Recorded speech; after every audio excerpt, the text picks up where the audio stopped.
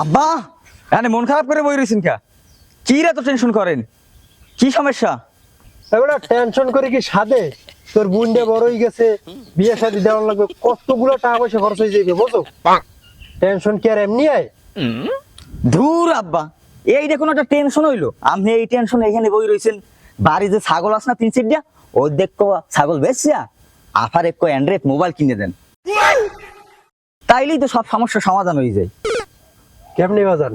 কেমনি এতগুলো টাকা পয়সার সমস্যার সমাধান হবে?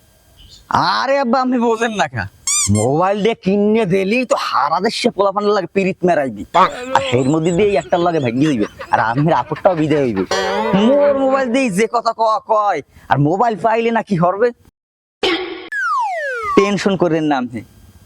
বাজান তোর তো মাথায় মেলা বুদ্ধি।